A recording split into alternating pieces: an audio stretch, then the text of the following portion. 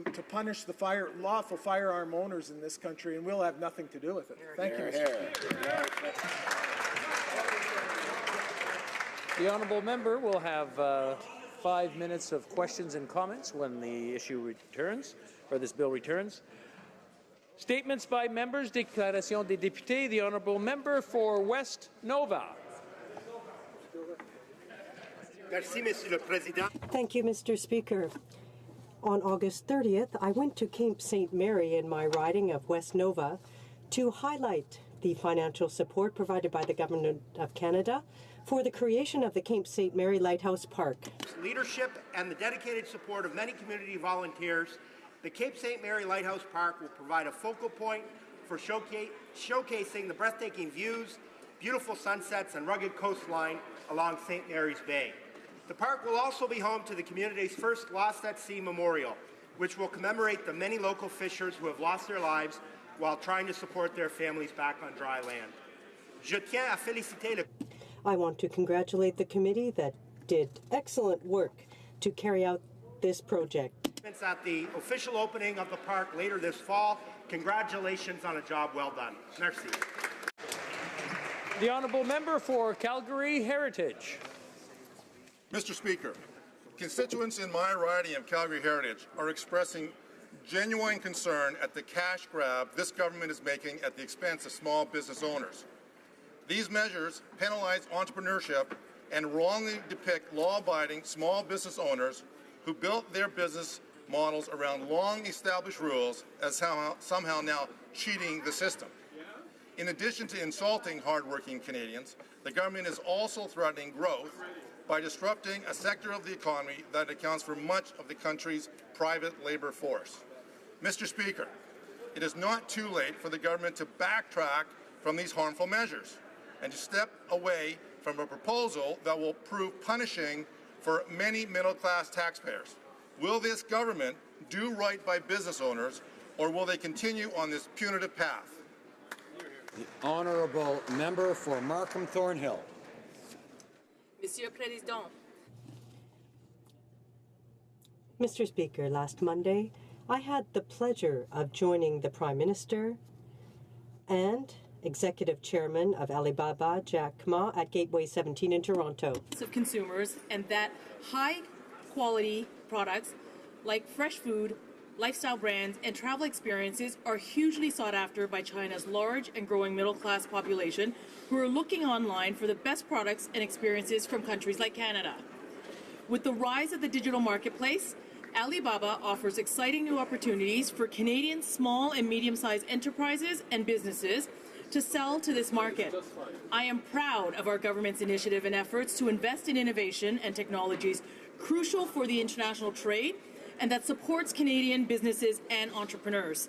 These commitments will help grow a future innovative economy that will create Canadian middle-class jobs for today and for tomorrow. Thank you, Mr. Speaker. The honourable member for Burnaby South. Thank you, Mr. Speaker. This summer I had the pleasure of visiting the Coldwater Reserve near Merritt, British Columbia. Chief Lee Spahan showed me where the existing Trans Mountain pipeline cuts through the reserve and their water supply. He reminded me this pipeline, now owned by Kinder Morgan, is a strong symbol of our colonial past. It was rammed through Coldwater and other reserves in the 1950s when Indigenous people were prohibited by law from voting in elections or hiring lawyers. Yesterday, the Court of Appeal ruled the federal government failed in its duty to protect the interests of the Coldwater Band by granting new land access rights based on old, unjust colonial arrangements, thus jeopardizing Kinder Morgan's future pipeline expansion plans. Now, the Prime Minister portrays himself as the champion of reconciliation. A reconciliation champion would not appeal this ruling. A reconciliation champion would not contemplate using the Army to force new pipelines through reserves by arresting First Nations peoples and their allies. A true reconciliation champion will reverse the decision on Kinder Morgan. Thank you. The honourable member for Coastal Bay, Central Notre Dame. Thank you, Mr. Speaker. I rise today to wish Mr. Lloyd Seward of Bishops Falls, Newfoundland and Labrador a happy birthday. On October 3rd, Lloyd will be turning 100 years old. Wow. In 1939, Mr. Seward joined the Royal Navy. While on patrol in the English Channel, he was injured and sent to the Royal Navy Hospital. The doctor recommended sending him home to Newfoundland, but Lloyd said, no way. He demanded to stay and went back on the patrol boats. Now, in 1942, while on patrol, his cruiser sank in the Java Sea, and he was taken as prisoner of war by the Japanese. In prison, he was seen making a pair of wooden clogs by an officer, and when asked if he was a shoemaker, he said, sure. He was transferred to Macassar Camp, where he made boots for the Japanese army. While there, he learned to speak Japanese and Malay, which he now speaks to his grandkids. Lloyd stayed with the Royal Navy until 1947. I am happy to say that Lloyd is still in good health, and he says he runs more than he walks. Happy 100th, Lloyd. Hear, hear. Wow.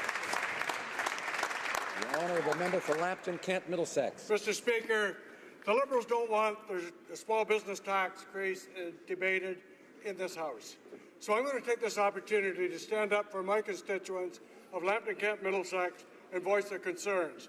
My riding is made up of small and medium-sized businesses with agriculture as the main driver.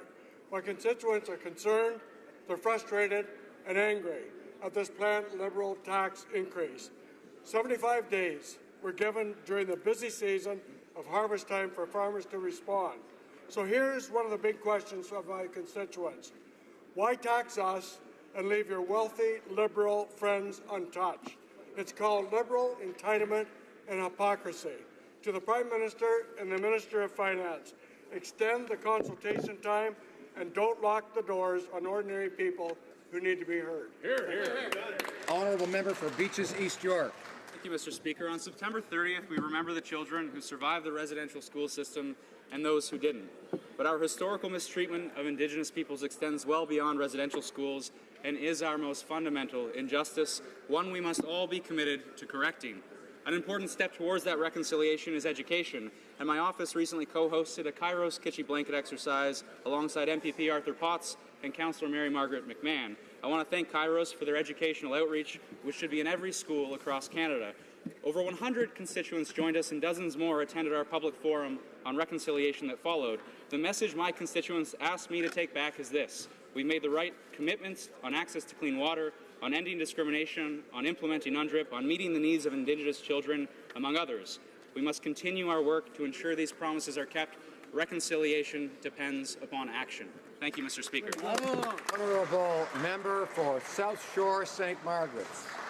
Mr. Speaker, the National Strategy on Abandoned and Wrecked Vessels, a part of the $1.5 billion Oceans Protection Plan, is an important part of our commitment to preserve and restore Canada's pristine marine ecosystems. Our government has acted on many cases of derelict vessels, such as the Farley Mowat, which for too long threatened the marine environment in my riding. And we will work with our partners to develop proactive plans to address large commercial vessel problems according to the risks they pose. Another concrete step in our plan, Mr. Speaker, was the tabling of the Nairobi International Convention on the Removal of Wrecks 2007 last week, which brings Canada one step closer to aligning with international standards and strives to make Canada a leader in marine protection. Our government takes environmental stewardship seriously and will be introducing legislation shortly to further address this issue as we continue to demonstrate that a clean environment and a strong economy can and must go together. Thank you, Mr. Speaker.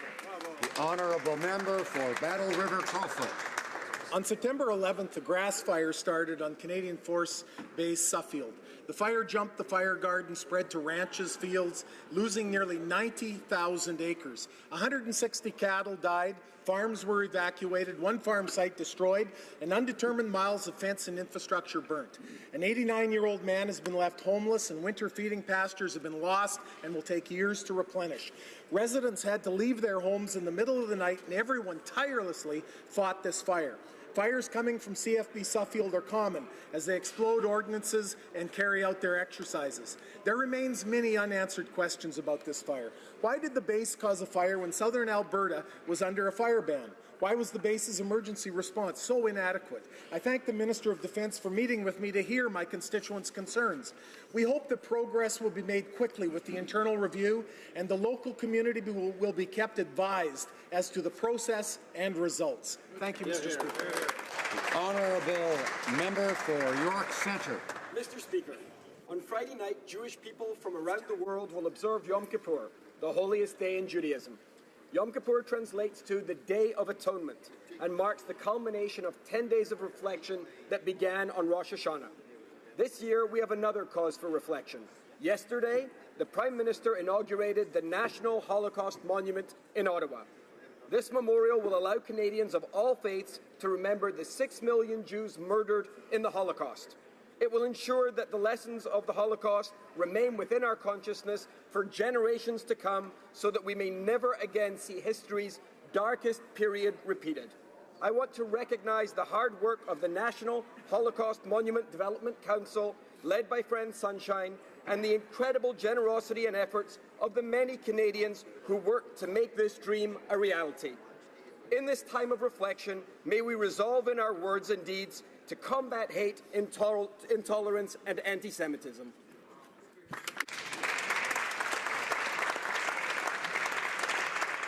Honourable Member for St. Catharines. Thank you, Mr. Speaker. September is International Childhood Cancer Awareness Month, a chance to honour the 10,000 children currently fighting cancer today, to remember the many children that we've lost, and to support childhood cancer survivors.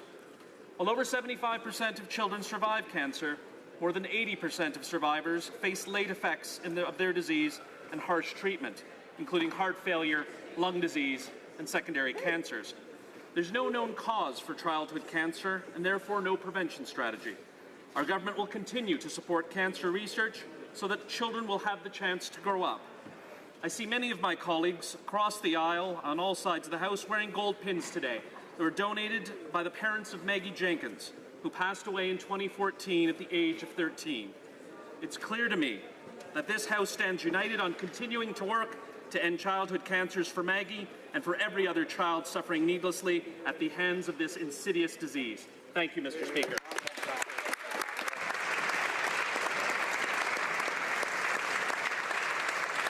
Honourable Member for Dauphin Swan River Neepawa. Mr. Speaker, I rise today to recognize the contributions that hunters, anglers, trappers, farmers and ranchers make to Canada's conservation successes. While activists focus on talk and politics, it is those who actually live and work on the land who are Canada's most effective conservationists. Mr. Speaker, September 16th was National Hunting, Trapping and Fishing Heritage Day, a day to recognize the millions of Canadians who enjoy hunting, trapping and fishing. I am one of them, and I'm proud to defend their interests every step of the way. Hunters fund most wildlife management projects. Anglers are the first to get in the water and improve fish habitat. Trappers care more about wildlife ecosystem balance than anyone else. Farmers and ranchers sequester carbon, preserve habitat, and work the land with pride. Mr. Speaker, these are Canada's best conservationists and true environmentalists, and they deserve to be accorded respect. Heading into the fall, I wish them all bountiful harvests, tight lines, and straight shooting. Honourable Member for Fundy Royal. Monsieur le Président. Mr. Speaker, I'd like to welcome the Ministers of Tourism and Indigenous leaders to Ottawa for the meeting of the Canadian Council of Tourism Ministers. Tourism is an economic driver representing almost 2% of the GDP and supporting over 1.7 million jobs across Canada. C'est pour cette raison que le ministre... That's why the Minister for Small Business and Tourism announced the new Vision for Tourism in Canada, our plan to support growth in tourism in Canada, create jobs, and develop our economy for the middle class. With our provincial, territorial, and Indigenous colleagues, we are ensuring the momentum we experienced this year during celebrating Canada 150 and expect to continue in 2018. The Canada-China Year of Tourism continues for years to come. L'honorable député de Jean... The Honourable Member for Jean-Pierre. Mr. Speaker, during the summer, I had the privilege of talking to a great number of people from my riding about issues of concern to them. Softwood lumber, support for seniors, the future of agriculture are some of the subjects that they raised. The confidence that my constituents have placed in me is dear to my heart. That's why I'm proud to help mobilize the community when it comes to large-scale projects like the Théâtre Place Arvida, Jonquière en musique, and the Fjord Distillery, the first of its kind back home. My region, the Saguenay, is home to many wonderful projects like this Farmer's Circle in Saint-Jean-de-Bourget, which is invested in weaving looms used for handicrafts. These are just a few examples of our wealth and community engagement. That's why I'm so proud to participate in these events and to be from the Saguenay. The honourable member for Parry Sound, Muskoka. Mr. Speaker, my offices in Parry Sound, Muskoka have been inundated with calls and emails from small business owners expressing their deep concern at the proposed Liberal tax grab. Recently, I met with the owner of Sawdust City Brewing, one of several craft breweries in my riding. The owner, Rob Engeman, told me that this Liberal money grab will be damaging to his business prospects. Let me run down just some of the other small businesses in Parry Sound, Muskoka that have expressed the same concerns. Ontario Cottage Rentals, Kids Home Hardware, Festing Motors, Muskoka Medi Spa, Knox Chiropractic, Miller's Eaves Trough and Doors, Desmondon's Boat Works, The Stair Guy, Jake's Place Restaurant, and Chestnut Lane Kitchen and Bath. I could go on, Mr. Speaker, but my time is almost up. I simply urge the government to hear the voices of worried small business owners and put an end to this harmful tax grab. The honourable member for Pitt Meadows, Maple Ridge. Friday sunset marks the beginning of the holiest day of the year for Jewish people across Canada and around the world. Mr. Speaker, Yom Kippur, the Day of Atonement, is the most holy day on the Jewish calendar. It is a day of fasting, prayer, and reflection, a day in which Jews are required to take stock of their lives, to ask forgiveness from friends and family, and to take steps towards self-improvement for the year to come.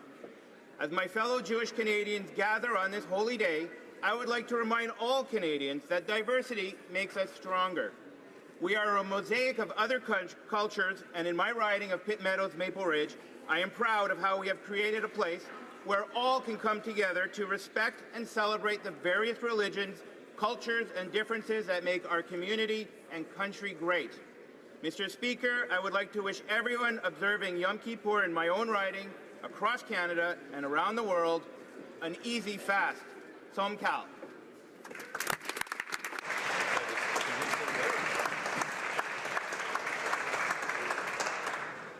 Oral questions, questions orales. The honourable leader of the opposition.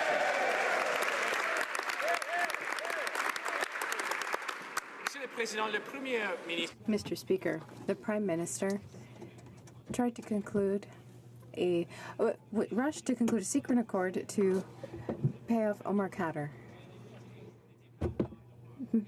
When members were not in Ottawa, and when even the families of the victims of Omar Khadr had not been heard from, he hid everything from Canadians. I therefore offer him the opportunity to be honest with Canadians and to tell us for himself how much did he really give to Omar Khadr, the Prime Minister.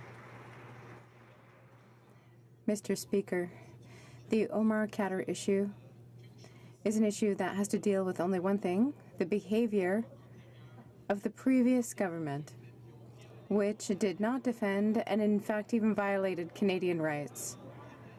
When the Canadian government does not respect and defend Canadians' rights, everyone pays for it. I am outraged.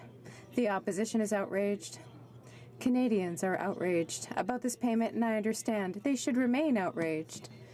Because if people will recall how we did not want to do this, no other government will violate them. The Honourable Leader of the Opposition. Relations happened under a Liberal government. And now he pretends, he claims that he's outraged, Mr. Speaker, that he's so angry, and I'm sure his hands were just shaking in anger as he was adding more and more zeros to the check that he gave to Omar Khadr. Canadians are outraged over this. They're outraged that he completely ignored Omar Khadr's victims and their families. They're outraged that Omar Khadr got $10.5 million of their money while he continues to fight veterans in court. So the previous Conservative government respected the decision by the courts, repatriated Omar Khadr. That was the only compensation that he was entitled to. Why did the Prime Minister go over and above that? The Right Honourable Prime Minister. Mr. Speaker, previous governments violated Omar Khadr's fundamental rights.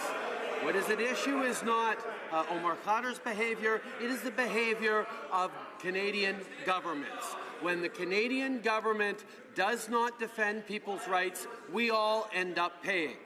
That's the principle that is at play here, and it's one that everyone, particularly members of the Conservative Party, need to remember. You can't just stand up for rights when it's easy or popular. You have to do it when it's hard, too.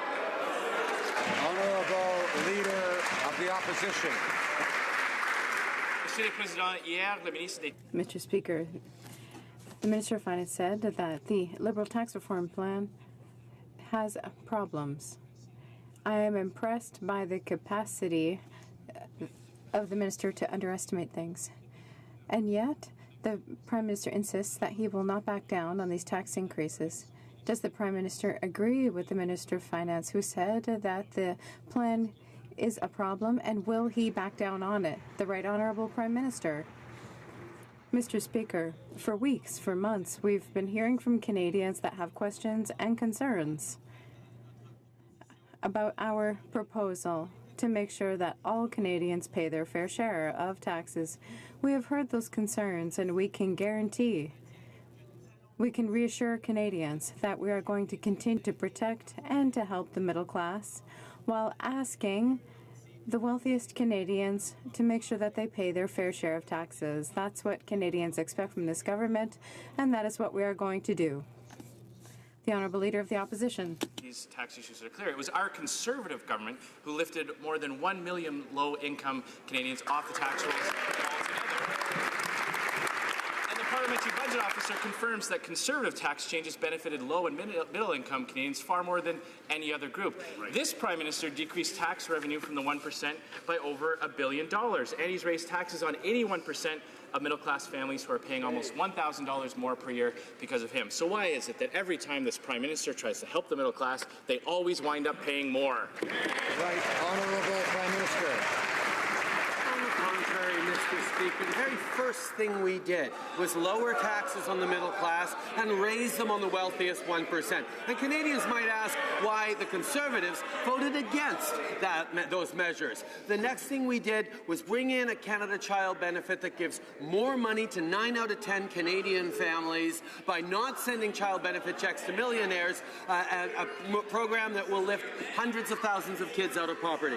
Right now, we're looking at ensuring the system no longer encourages wealthy Canadians to use private corporations to pay lower taxes than middle-class Canadians, and that's what we're going to stay with. The Honourable Leader of the Opposition. Well, Mr. Speaker, there's one millionaire who's still getting help from taxpayers for their child care, and that's the Prime Minister.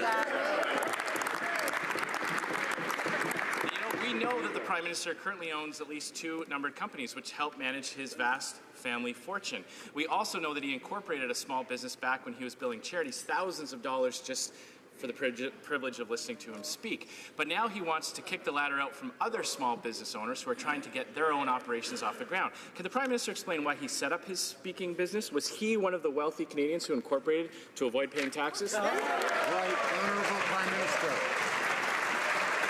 Mr. Speaker,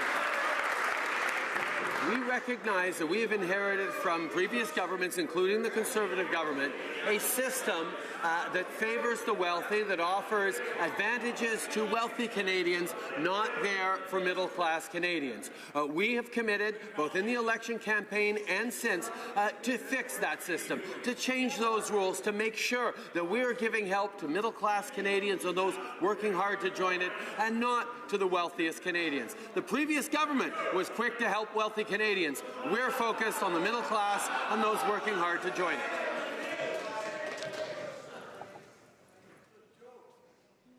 Alors, l'honorable député de Longueuil-Saint-Hubert. The Honourable Member for Longueuil-Saint-Hubert. Mr. Speaker, the Liberals have a habit of making agreements with their friends and not asking for anything in exchange. Today, we've seen an example of Netflix. After 50 years of strong cultural policy in Ottawa, the Minister is subcontracting the responsibility for our cultural policies. We have no guarantee for Canadian, Francophone, or Indigenous content.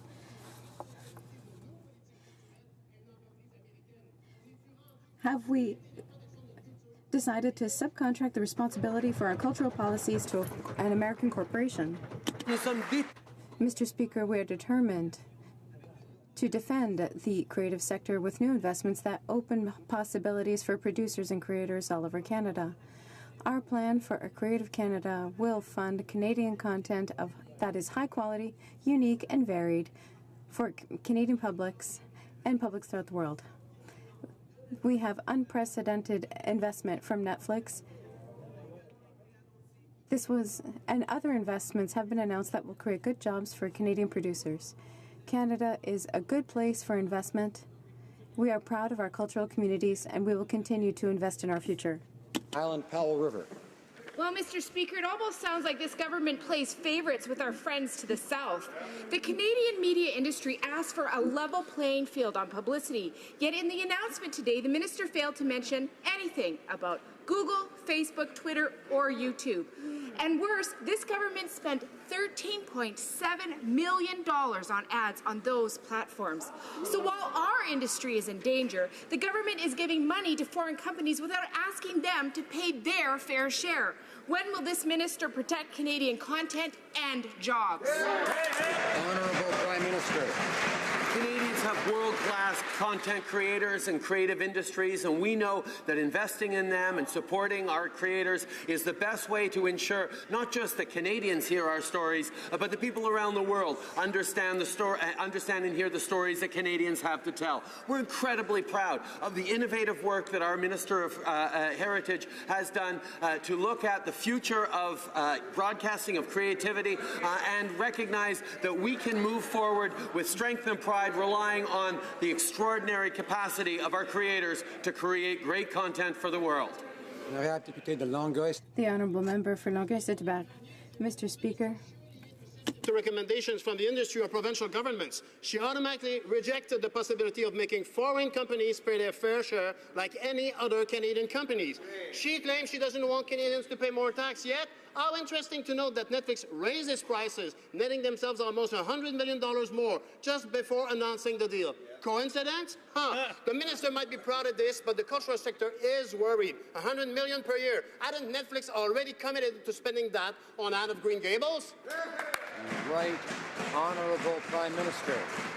Mr. Speaker, we're incredibly proud of our cultural industries, and we know that building stronger cultural industries for the 21st century, recognizing the transformation of the broadcast universe, is something that we need to do to guarantee the kinds of good jobs that our producers, creators, crews, innovators across the creative industries are demonstrating every single day. We will continue to fight for our creative industries. We will continue to fight to share our stories with the world. This is a good news for creativity in Canada. It's a great news for the future of Canadian cultural industries. The Honourable Member for Rosemont-la-Petite-Patrie. With the Americans. In the last weeks, the Liberals are not tackling the big fish, only the small ones. They had a golden opportunity with the Minister of Heritage, who could have demanded that the biggest internet companies pay their fair shares like our own companies do. But once again, they missed that opportunity. Does that mean that they understand that equality means we treat everybody equally? Will they commit to making Netflix pay its fair share, or will they try to pull a fast one like they always do? The Right Honourable Prime Minister. Mr. Speaker, we are very proud to announce $500 million of investment by Netflix in Canada. This will encourage our creators, allow for the creation of high-quality work throughout the country. We know that the future is changing for our creative industries, and the leadership of this government is to see this future, build for it, and that's something we can all be proud of. Richmond, North Athabasca. Is the Prime Minister aware that 90% of our jobs in Canada are created by SMEs, local entrepreneurs, farmers, and professionals? People who are proud, who work hard day after day, who get involved in their communities. People who, every single day, fight to create jobs here in Canada. Can the Prime Minister stop wanting to go and get more money out of their pockets to pay his enormous deficit that he created all by himself? The Honourable Minister of Finance. Mr. Speaker, we know that SMEs are very important for our economy.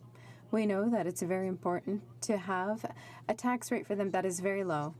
We have a tax system for SMEs that is the lowest rate in the G7. That's very important.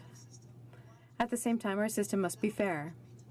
There are advantages now for the wealthiest to have a private company to reduce their tax rate. We can do both at the same time. We can have a low tax rate for SMEs and a system that is fair for all Canadians. The Honourable Member for Richmond-Arthabaska.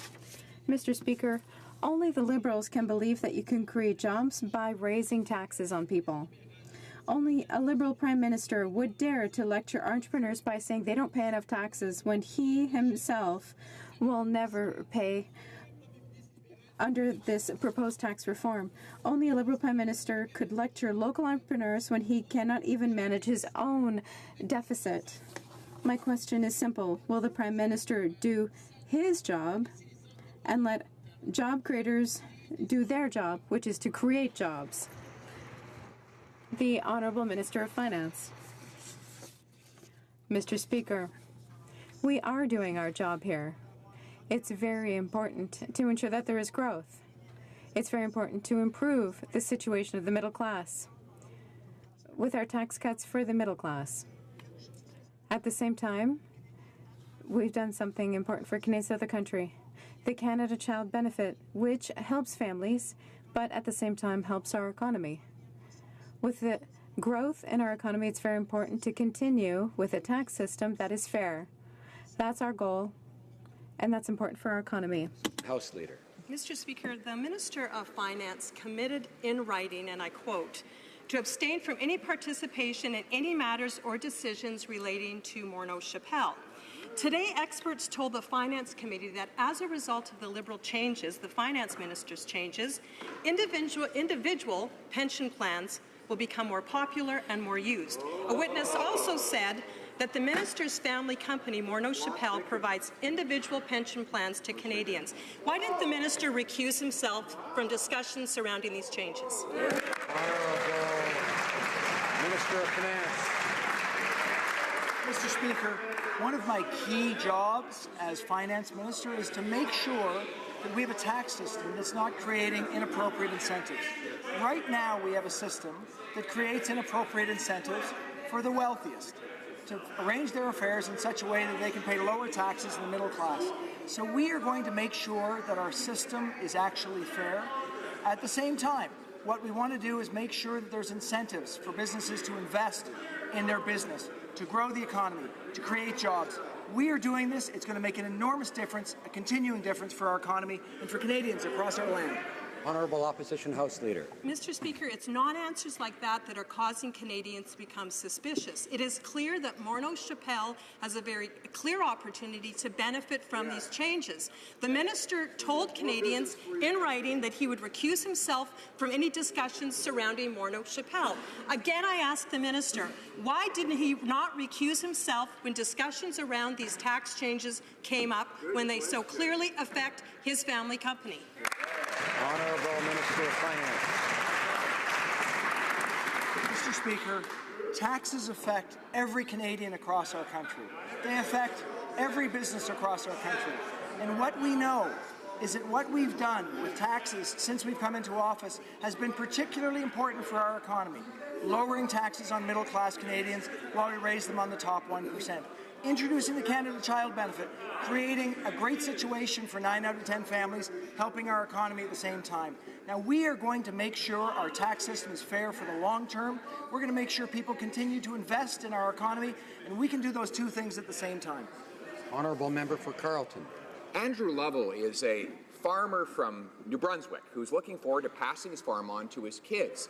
Today, he testified before the Finance Committee that the minister's amendments to Section 84(1) of the Income Tax Act would double the tax that his family would pay on that transaction. Meanwhile, there would be no tax if he sold the farm to McCain Family Foods.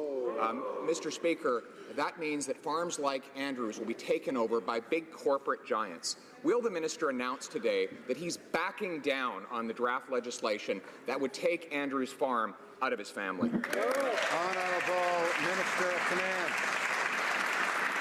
Mr. Speaker, creating a tax system that's fair for the long term is very important. Listening to Canadians along the way to make sure that we understand how we can do that best is also important. So what we're doing is we're making sure that we don't have incentives for the wealthiest not available to the middle class. What we're going to do as well is make sure that businesses that have created jobs that are within families can be transferred from one generation to the next. That's true for farmers, and that's true for all businesses. We want to make sure that they can be successful, they can pass them on in an appropriate way to the next generation, and we're going to listen to make sure that we get this right. Member for Carleton. Order. Speaker, the minister is an honourable man, but he did not answer the question of the House Leader. He committed in writing to prevent a conflict of interest situation from arising and to avoid the perception of preferential treatment that he would abstain from any matters relating to Morneau-Chapelle. Today we had two witnesses that testified under oath that his tax changes will lead to a large increase in the number of people who put money into individual pension plans, plans that are offered fairly uniquely by Morneau-Chapelle. Why didn't he abstain from this conversation? Honourable Minister of Finance. Mr. Speaker, I can only say that saying something doesn't make it true. What we need to do is focus on what's actually going on here. We have a system that encourages... I always love the camaraderie in here.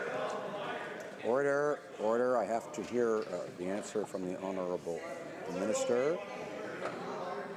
And we all have to hear it, so we can know whether he makes, if there are any rules broken. Of course, among other things, the Honourable Minister of Finance has the floor. Mr. Speaker, as I was saying, what we need to do is focus on what we're actually trying to achieve here. We are trying to make sure that for Canadians across this country, that they have a tax system that they can feel confident is actually creating the kind of opportunity that they want. And that means that it shouldn't be creating more opportunity for the richest. Richest people that can go forward and arrange their affairs in a way they get more and more advantage. Advantage is not available to the middle class. We know this is happening. We've done the work to examine this issue. And what we're going to do is make sure we get it right for the long term. Member for Vancouver Kingsway. Mr. Speaker, the Parliamentary Budget Officer just released a report on universal pharmacare. The PBO says a public drug plan can cover every single Canadian and save $4 billion a year. Now, Canada is the only developed country in the world with a public healthcare system that does not include prescription drug coverage, and the high cost of pharmaceuticals is forcing too many Canadians to choose between refilling their fridge and refilling their prescriptions. So will the Liberals join with the NDP and commit to creating a universal pharmacare program? Honourable Parliamentary Secretary to the Minister of Health. Mr. Speaker, our government is committed to strengthening Canada's healthcare system, including enhancing the affordability, accessibility, and the appropriate use of prescription drugs. We look forward to reviewing the Parliamentary Budget Officer's analysis of the cost of a universal national health care program. But let me make it clear, Mr. Speaker, we need to make sure that Canada's existing prescription drug system is more efficient and responsive before we can begin to discuss a universal drug coverage. The Honourable Member for Salaberry-sur-Rouen. The dream of a public healthcare system in Canada has not yet been entirely made real, but it's within our reach. The PBO's report clearly shows that we can reduce the cost of prescription medication with a pan-Canadian pharmacare program and save billions of dollars. Quebec has already demonstrated its leadership in this matter, but it's time for the federal government to do the same. Let's achieve our mission of offering a true, complete healthcare system to all Canadians. Will the Liberals join the NDP to make reducing the cost of prescription medication a reality? Honourable Parliamentary Secretary.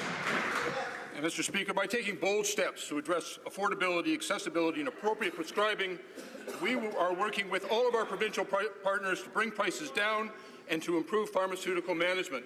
Mr. Speaker, as I've said, we look forward to reviewing the Parliamentary Budget Officer's analysis on the cost of a universal healthcare system, and we remain committed to continue to work with the provinces, territories, and all of our partners to lower drug prices, to provide timely access to medicines, and improve patient care through appropriate prescribing and use. The Honourable Member for Louis Saint Laurent. Thank you, Mr. Speaker. The Minister of Finance said himself that there is a problem with his reform. That's the first step.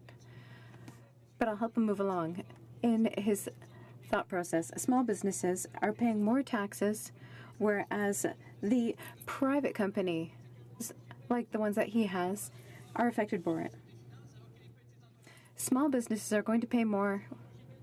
Morneau Shepell, a publicly traded company, is going to benefit from the changes being implemented, and he refused to recuse himself from those discussions. Will he not admit that Canadian entrepreneurs are the ones who are going to pay for his bad management? The Honourable Minister of Finance. Mr. Speaker, let me be absolutely clear. We want to continue having the lowest tax levels for SMEs among the G7. That's very important. It's important for SMEs to have opportunities to invest in their active affairs. That's very important. We're going to continue with those opportunities. At the same time, it's important to consider a tax system that encourages the wealthiest to have private corporations, to let them pay a lower tax rate than the middle class. That's not a good system for the future, and it is our goal. Nicola. Mr. Speaker, the Minister of Finance is an honourable Minister of the Crown. He has given assurances in writing to prevent a conflict of interest situation from arising and to avoid the perception of any preferential treatment. In regards, Mr. Speaker, we want to see accountable government. Part of being accountable means to give an accounting of how you've handled your affairs and the affairs for all Canadians. The Finance Minister has not answered the question, why did the Minister not abstain from promoting these proposed tax changes, Mr. Speaker? Why? Honourable Minister of Finance. Mr. Speaker, not only did I not abstain, but I actively engaged in working to make sure their tax system is fair. This is very important for Canadians. We want to make sure that middle-class Canadians know that the opportunities from the tax code are there for them and not just for the wealthiest. This is critical. We want to make sure that our tax system encourages the activity we want, investing in business. So I will continue to actively engage to make sure our system is fair, that encourages activities that are important like investing, and that we know that for the long term, the next generation has a really positive opportunity with growth in this country. L'honorable député. The Honourable Member for Mégantic-L'Érable. Mr. Speaker, I am stunned by the answers of the Minister of Finance. At the Finance Committee this morning, witnesses told us that the Minister of Finance's company was going to benefit from the proposed tax changes proposed by this government. And now the Minister of Finance has just told us that he is proud of it, proud that he did not recuse himself. Why did the Minister of Finance not recuse from promoting tax changes that are going to benefit his own company? The Honourable Minister of Finance. Mr. Speaker, I am very proud that in the future we will have a tax system that is more fair for the middle class and all Canadians. That is very important. I am very proud that we are going to have the opportunities for SMEs in our system to invest significantly in our future. That's important for growth and for trust in our system. This is a very important issue for us and all Canadians, and we are going to continue with these measures. Hills.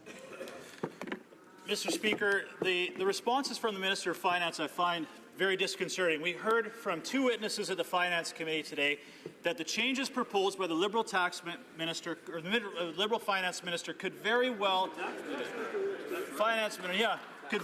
benefit Morneau Shepell. And he's saying that he actively participated in those discussions. He signed an agreement that he would avoid any perception of any influence and conflict of interest. Why is the minister not abstained for promoting these proposed tax changes? I'm going to give it one more time to answer that question. Honourable Minister of Finance. Mr. Speaker, I am very pleased to tell this House and all Canadians that I did more than actively engage in this. I am deeply involved in working to make sure our tax system is fair. This is critically important. For Canadians to have confidence in our tax system, they need to know that it works for all Canadians, not just the wealthy few. So we're going to continue with these efforts. They also need to know that first and foremost, I care about growing our economy, and I absolutely do. We know that making sure people can invest in their active business is critically important. we are going to move forward and make sure that our system works for all Canadians. The honourable member for Courtenay Alberni. Mr. Speaker, for many small businesses, summer is a busy time and when a lot of them make their bread and butter for the year. Small business owners are questioning why the Liberals chose this time for these consultations. They also don't understand why they are being singled out while the biggest abusers of our tax system are being ignored.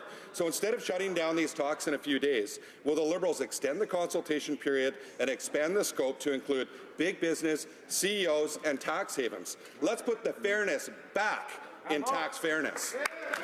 Honourable Minister of Finance. Mr. Speaker, we've worked for a year with tax experts to focus on the places where we see that there are significant advantages going to wealthy Canadians to arrange their affairs in a way to create lower taxes for them than other Canadians. At the same time, we've given more than $1 billion over the last 2 years to the Canada Revenue Agency to go after tax evasion. At the same time, of course, we've lowered taxes on middle-class Canadians. We've helped those who are most challenged with the Canada Child Benefit. So we're doing multiple things that are helping Canadians that are also improving our economy over the long run. Now, we are listening to Canadians to make sure we get this right, but make no mistake, we're going to move forward to... Sherbrooke. Honourable member for Sherbrooke. Mr. Speaker, Canadians know what a fair tax system is. A fair tax system is one where CEOs and millionaires, like the minister, pay their fair share of taxes. And yet today, the wealthy are still exploiting tax loopholes to shelter millions, even billions of dollars, and they're still being protected. It's completely unfair. They still haven't tabled any legislative measure that would make our system truly fair. So why is the minister turning a blind eye to tax havens that are causing us to lose at least $8 billion a year? The Honourable Minister of National Revenue. Mr. Speaker, I want to thank my colleague for giving me the opportunity to tell Canadians about the results of our actions fighting against tax evasion and tax avoidance. We have made historic investments of nearly $1 billion, Mr. Speaker, to fight against tax frauds. Our plan is yielding results. In the last 2 years, we have been able to recover over nearly $25 billion from tax evasion and tax avoidance. We have 335 cases that have been transferred to criminal investigations, $44 million. Thank you, Mr. Speaker. Earlier this year, my colleagues and I on the Finance Committee took a comprehensive review of tax evasion and tax avoidance to ensure that all Canadians are paying their fair share. In our report, the committee recommended that the Government of Canada establish a reporting program for the CRA that would ensure that Canadians have access to information about the agency's efforts when it comes to tax avoidance and tax evasion. Can the Minister of National Revenue please update this House on the progress of those recommendations? Thank you, Mr. Speaker. Honourable Minister. Happy to receive the Finance Committee's recommendation, and I want to thank them for the hard work they put into their studies. Since receiving the report, we have put in place a regular report on our results. We have a good result to share. 335 cases transferred to criminal investigation, $10 million in fines, $44 million in penalty imposed on third party. Tax evaders have nowhere left to hide, Mr. Speaker.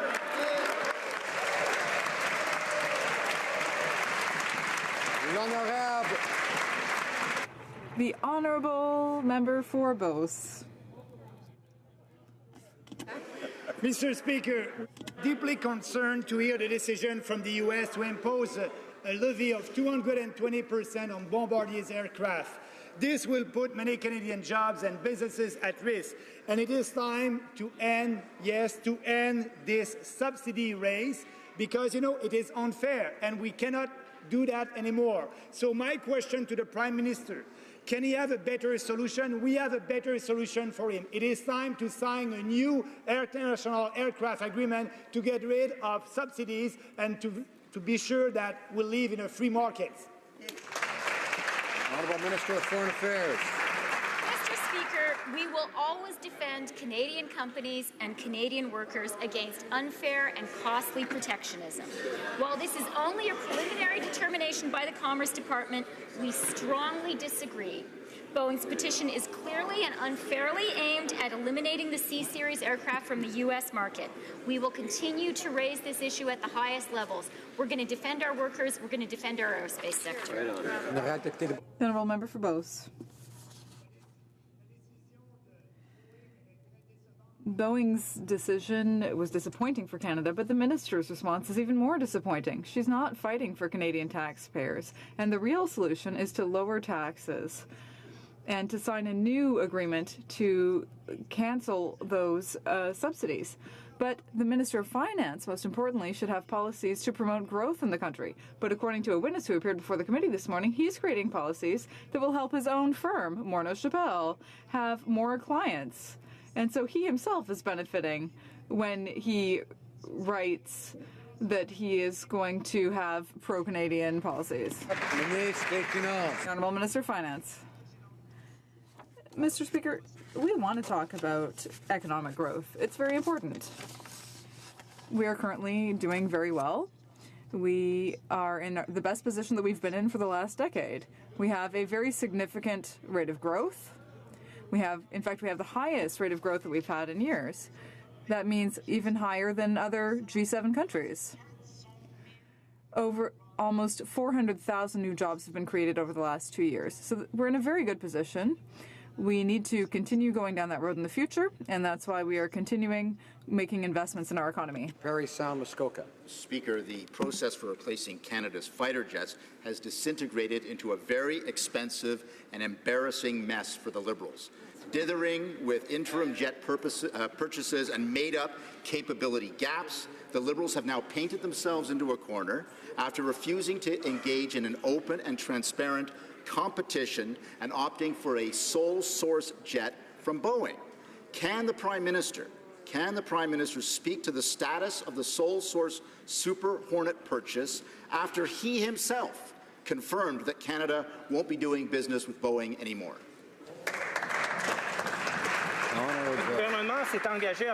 The government is committed to give the Royal Canadian Air Force the equipment that it needs until the replacement fleet of jets is fully operational. That's why we are continuing to study the possibility of acquiring an interim series to replace the C-18s until a permanent solution is found. We are looking at various options, and we are trying to see if they will meet our requirements and if the timeline and the costs and the economic value are acceptable to Canada. For Selkirk, Interlake, Eastman. So, Mr. Speaker, the Liberals' fighter jet replacement fiasco has gone from bad to worse. The Prime Minister has stated that Boeing is no longer a trusted partner and has threatened to cancel all future projects with Boeing. This includes the Liberals' asinine interim purchase of 18 Super Hornets, which has been mocked by the entire defense community. Will this Liberal government stop playing partisan political games with our troops and immediately launch an open and transparent competition? The Honourable Parliamentary Secretary. Mr. Speaker, we said clearly in our new defence policy that we would purchase 88 fighter jets to replace our aging fleet of CF-18s.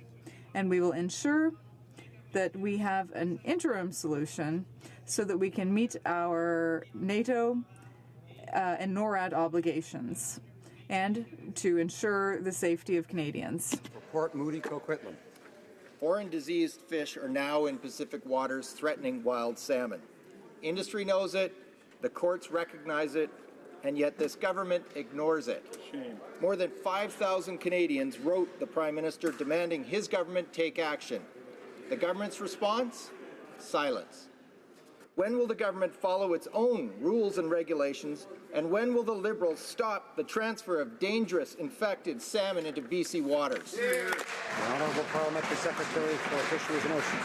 Mr. Speaker, as a British Columbian, I know and share the real concerns the British Columbians have around this issue, especially after the incident that happened in Washington. While Fisheries and Oceans BC aquaculture regulations are amongst the most rigorous in the world, all options to improve are on the table. It is also our responsibility first and foremost to protect our wild Pacific salmon. That is why we're investing in implementing the Cohen Commission's recommendations as well as the wild salmon policy. And in addition, we will do no less than 20 salmon enhancement projects in British Columbia just this year, Mr. Speaker. The Honourable Member for Berthier-Masquinongé. Mr. Speaker, last July, everything was confirmed. The devastating waves that caused so much damage in Yamachiche and Pointe-du-Lac were caused by human error. The ship was moving too quickly, and this was despite warnings not to do so. Despite many interventions that I and my colleague for Trois-Rivières have made in the House, we recently learned that these victims won't receive any compensation at all. This is completely unacceptable. These citizens need justice. Can the Minister of Transport confirm today that there will be a compensation plan for the victims of Yamachiche and Pointe-du-Lac? The Honourable Minister of Transport. Mr. Speaker, our thoughts are with the people who were affected by the events that my colleague just described, where a ship moved too fast in Yamachiche, creating a large wave. The organization that manages ship captains is being looked at right now because, in my opinion, the current standards are clearly not sufficient in terms of punishments for boat owners who violate the law. Mr. Speaker, 86% of oil refined in eastern Canada comes from other countries. The majority of foreign oil producers like Algeria and Venezuela do not prioritize environmental stewardship, where Canada is already a world leader. But the Liberals change the rules and add roadblocks for Canadian energy, risking investment and jobs. Of course, the Liberals' rules don't apply to foreign oil tankers in the St. Lawrence. That's a double standard. So my question's clear.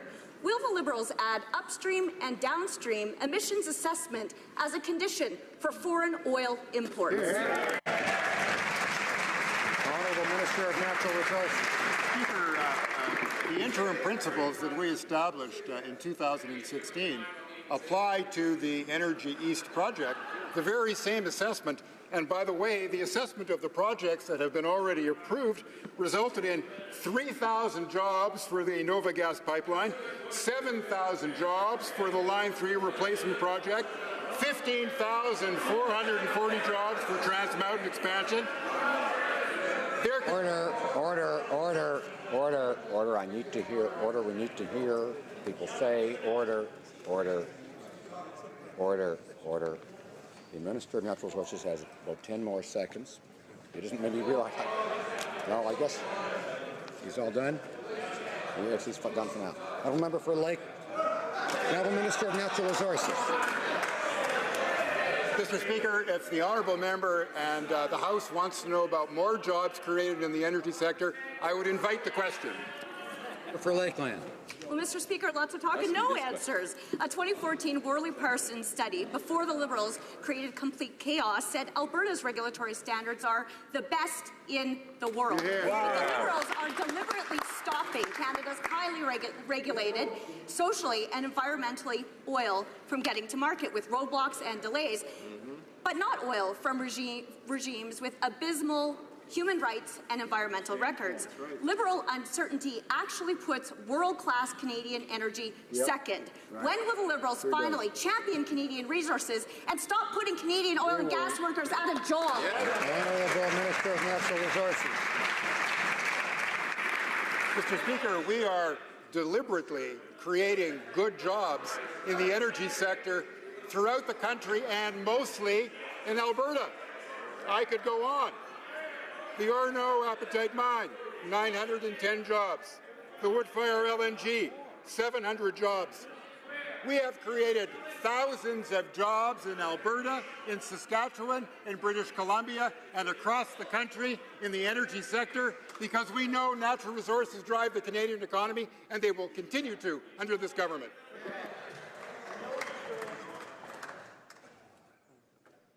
Order. Now I add the petition. The Honourable Member for Beauport-Côte de Beaupré, Ile d'Orléans. Order. Mr. Speaker, the construction of the Energy East pipeline is essential to creating thousands of jobs in Quebec and New Brunswick. Studies show that it could generate billions in economic activity.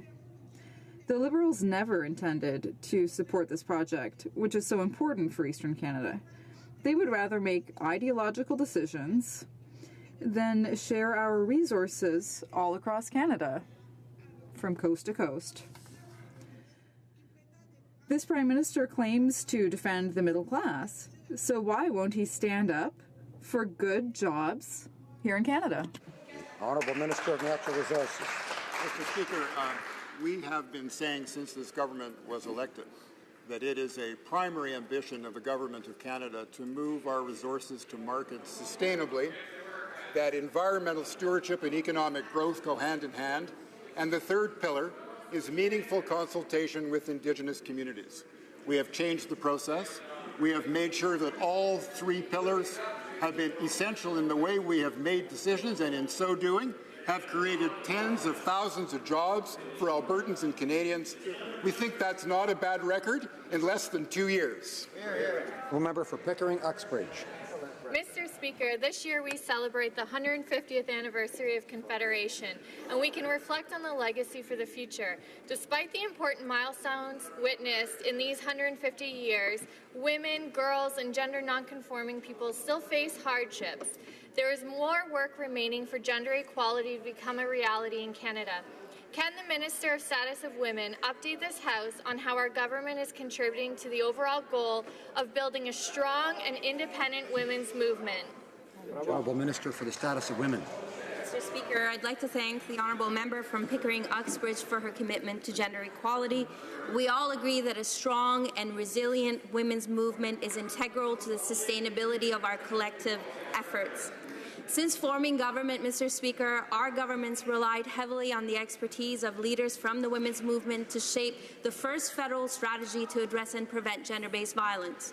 The same leadership has taken the $48 million investment in grants and contributions and are transforming and saving lives each and every day. We will continue to work with them in partnership. The Honourable Member for Niagara West. Mr. Speaker, unlike the previous government, which understood how trade works, this Liberal government just doesn't get it. Small businesses need to be competitive to take advantage of trade. These tax hikes raise the cost of doing business and make our country uncompetitive. If the Prime Minister can't protect local businesses from massive tax hikes and undermine their survival here in Canada, then how can he possibly be trusted to protect our local businesses when he's negotiating with the United States? Honourable Minister of Finance. Mr. Speaker, we start with a point of view that it's critically important for small businesses to be successful. We know how important they are to our economy. We know that keeping small business tax rates low is very important, and that's, in fact, what we're absolutely committed to do.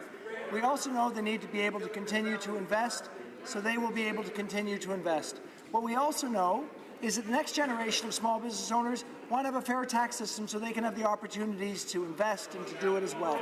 So we are going to satisfy all those goals, allowing businesses to have a low tax rate, making sure they can invest, making sure the next generation has a fair system. Honourable Member for Ashlega. Mr. Speaker, changes made to the PPS are not working. Members of the House of Commons Protection Services have been without a contract since last March, and the negotiations aren't moving forward. What's more, we recently learned that the employer had started threatening employees who tried to exercise their charter rights. Let's be clear, my colleagues and I don't feel any less safe because of a differently colored cap. Will the government amend the Parliament of Canada Act to ensure the independence of the Parliamentary Protection Service?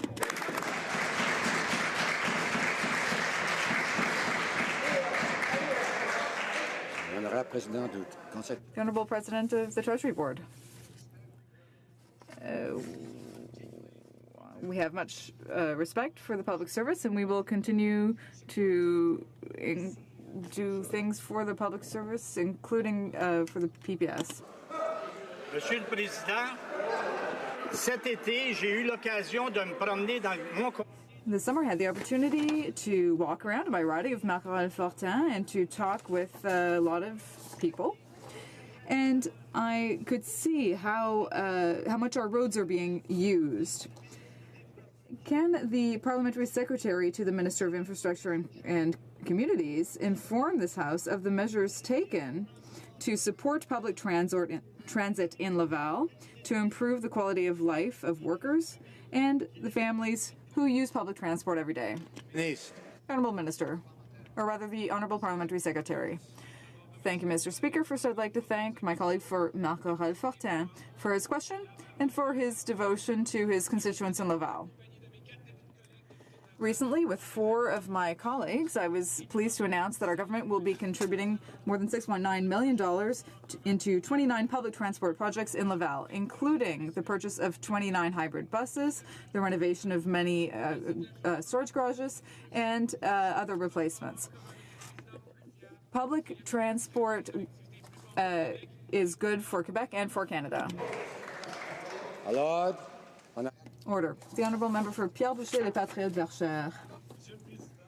Mr. Speaker, in a small room in the Chateau Laurier, the Minister of Heritage announced the creation of Netflix Canada, a foreign company exempt from the GST, from Quebec sales tax, and from income tax. And then we have $500 million for the creation of Canadian content over 5 years. Can the Minister of Heritage confirm that at least 33% of that sum, the same amount as for the Media Fund, will be reserved for Francophone content? Honourable Parliamentary Secretary. Thank you, Mr. Speaker. Our commitment to Canadian creativity is clear. This agreement is the first of its kind and will allow us to invest $500 million, as the member said, in original Canadian content in both official languages. This investment will create jobs and opportunities for creators and artists to share their content with the country and around the world. These investments will help ensure that our creative industry will be sustainable. The Honourable Member for Montcalm. Mr. Speaker, Saudi Arabia is using Canadian weapons against its civilian population. On July 28th, the minister said that she was going to react. But light armored vehicles are still flowing to Riyadh and Saudi money is still flowing into Canada. Why does the Minister of Foreign Affairs want to ratify the arms trade treaty when her government doesn't even intend to respect it? The Honourable Minister of Foreign Affairs. Canada expects that the final use of all arms will respect the terms of final use in the export permits that are delivered. I am reviewing the situation, and our senior officials have asked for more detailed information about these allegations. I can confirm that no new export permit has been delivered for Saudi Arabia. I'd like to draw to the attention of honourable members the presence in the gallery of the Honourable Blaine Peterson, Minister of Growth, Enterprise and Trade for the province of Manitoba.